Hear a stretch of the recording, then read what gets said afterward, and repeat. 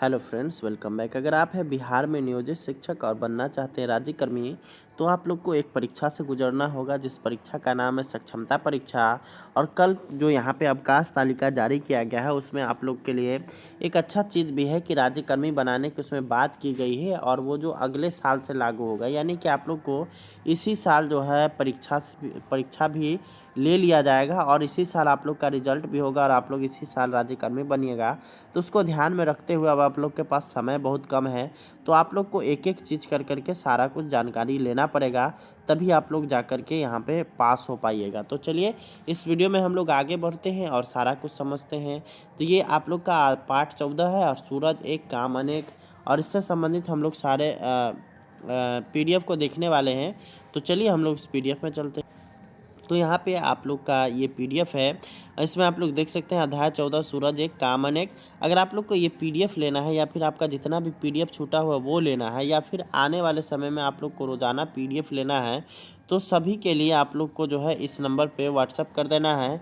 इसके बदले मैं आप लोगों से 399 रुपये चार्ज कर रहा हूँ। उसके बदले मैं आप लोग को क्लास 3 से लेकर के 8 तक सारे बुक का जो है यहाँ पे चैप्टर वाइज यहाँ पे आप लोग को नोट्स दूंगा। तो चलिए आइए यहाँ पे अब हम लोग स्टार्ट कर लेते हैं। पहला नंबर क्वेश्चन, तो सूरज से मिलने वाले ऊर्जा को क्या कहते हैं? ऑप्शन ए है सौर ऊर्जा, चंद्र ऊर्जा, नाभिकीय ऊर्जा, इनमें से सभी। तो जो सूरज से मिलने वाला ऊर्जा होता है उसको सौर ऊर्जा बोला जाता है, यानी कि ऑप्शन नंबर ए हो जाएगा। आप लोग का अगला यहाँ क्वेश्चन है कि सोलर सेल किस चीज़ पर काम करता है? सौर ऊर्जा पर, कोयला ऊर्जा पर, चंद्र ऊर्जा पर, इनमें से सभी। तो यहाँ पे सोलर सेल जो होता है वो सौर ऊर्जा पर काम करता है, यानी कि ऑप्शन नंबर ए बिल्कुल सही हो जाएगा। अगला यहाँ पर आता है कि इनमें से कौन सौर ऊर्जा से चलता है? सोलर कुकर है, सौर जलतापक है, दोनों है, इनमें से कोई नहीं।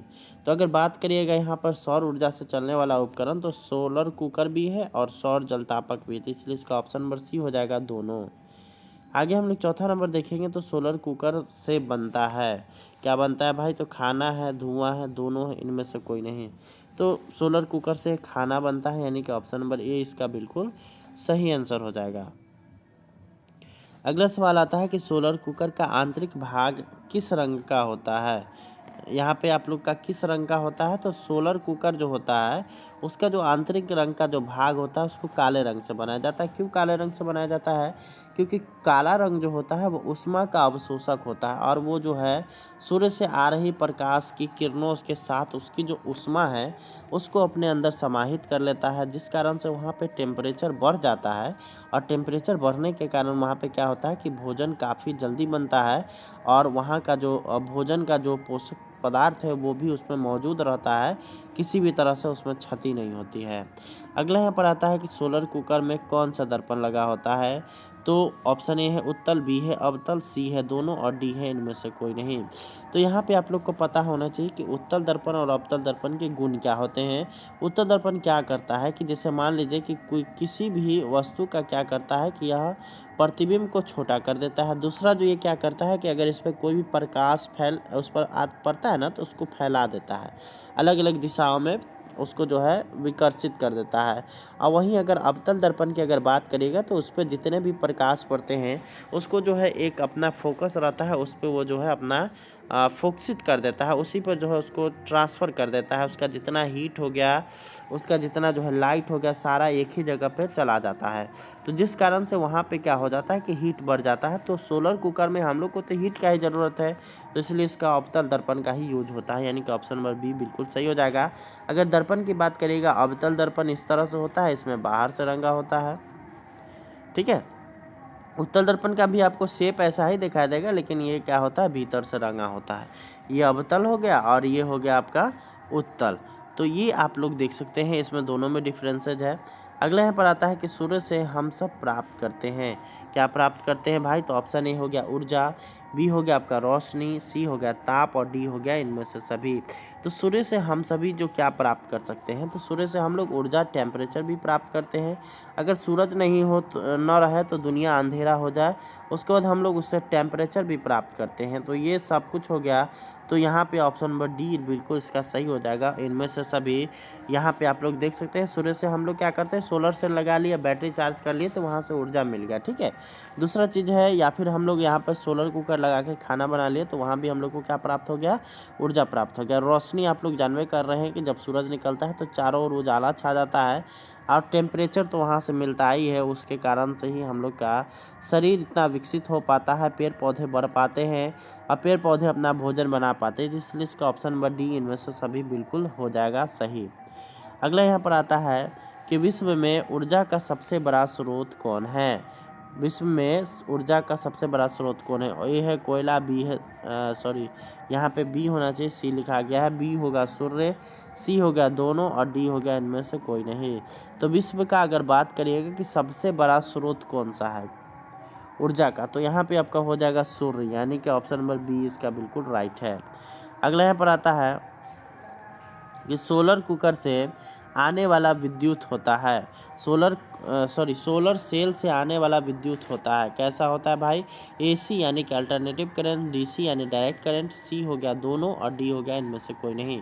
तो सोलर सेल से आने वाला जो करंट होता है वो डायरेक्ट होता है, सीधा सीधा आता है, और अल्टरनेट करंट यानी कि वो जो आप लोग के घर में लाइन लगा हुआ है ट्रांसफार्मर की सहायता से, तो वो इस दिशा में आता है, यानी कि इसमें प्लस माइनस का कोई झंझट नहीं है।